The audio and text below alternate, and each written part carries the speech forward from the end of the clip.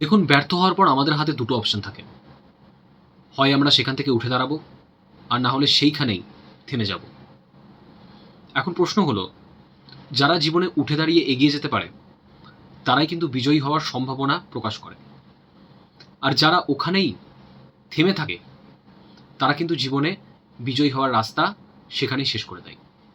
মনে রাখবেন, আমাদের জীবনে কিন্তু ব্যর্থতার হারই বেশি। কিন্তু যদি আমরা ব্যর্থতাকে শিক্ষা হিসেবে নিই, তাহলে আমরা আবার নতুন করে সেখান থেকে কিছু শিখে নিয়ে জেতার রাস্তায় ফিরে যেতে পারি। তাই হারকে কখনোই ব্যর্থতা হিসেবে নেবেন না। চেষ্টা করবেন হারকে একটা শিক্ষা হিসেবে নিতে। যদি আগের বার কোনো ভুল করে থাকেন, তাহলে সেই ভুল থেকে শিক্ষা নিয়ে পরের বার নতুনভাবে শুরু করবেন। দেখবেন সাফল্য ধীরে ধীরে আপনার জীবনকে গ্রাস করতে শুরু করেছে। আপনি সাফল্যের একটা অংশ হতে শুরু করেছেন। আরেকটা কথা মনে রাখবেন, সাফল্য কিন্তু একটা যাত্রা। সাফল্য কিন্তু আমাদের জীবনের সঙ্গেই সম্পর্কিত। জীবন যত এগোচ্ছে ততই কিন্তু আমরা সাফল্য, ব্যর্থতা এই বিষয়গুলোর মূল্যবোধ সম্বন্ধে বুঝতে পারছি। একটা কয়েনের যেরকম এপিট আর ওপিট আছে, হেড আর টেল, ঠিক তেমনই কিন্তু সাফল্য আর ব্যর্থতা এই দুই নিয়েই আমাদের জীবন গঠিত। তাই দুটোকেই জীবনের অংশ হিসাবেই দেখুন। শিখুন।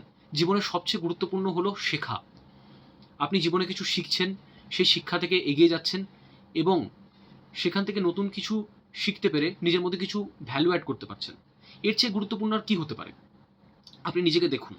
আপনি যদি আপনার গত কয়েক বছর আগের থেকে এই বর্তমান সময়ে ভালো থাকেন, যদি আপনার মনে হয় যে হ্যাঁ, আমি নিজেকে বেটার জায়গায় নিয়ে আসতে পেরেছি, আমি আরও ভালো কিছু নিজের জীবনে অ্যাড করতে পেরেছি, আমি নিজের প্যাশনকে ফলো করতে পেরেছি, যা যা আমার ভালো লাগে আমি সেই বিষয়গুলো নিয়ে কাজ করতে পারছি, তাহলে এটাই তো আপনার জীবনের মূল্যবোধকে আরও গুরুত্বপূর্ণ করে তুলছে।